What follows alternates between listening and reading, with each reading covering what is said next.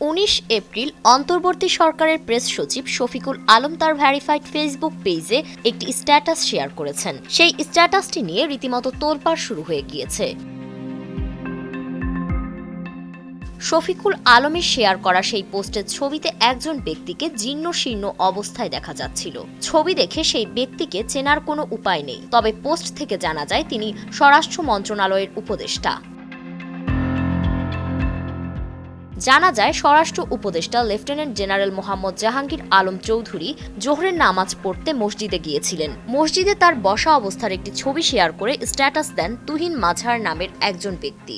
সাধারণ ফ্যানের দিন শেষ, আকিস ফ্যানে বাংলাদেশ। তুহিন মাঝার তার পোস্টের ক্যাপশনে লিখেন, দেখুন তো চেনা যায়, ওনাকে দেখে আমি আকাশ থেকে পড়লাম। এত সাদামাটা আসলেন, জুতা হাতে নিয়ে অজু করতে গেলেন, আশেপাশে কেউ নেই।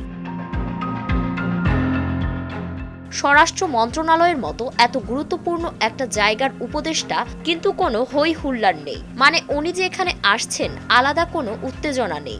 একজন সাধারণ মুসল্লির মতোই, শুধু সাধারণ না, গরিব একজন মুসল্লির মতো যেন এলেন, জীর্ণ শীর্ণ দেখতে। এমন শাসক আর শাসনই আমাদের স্বপ্নময় ছিল। জুলাই শহীদদের কারণে এই সৎ মানুষগুলোর দেখা পেলাম, আল্লাহ তাকে রহম করুন।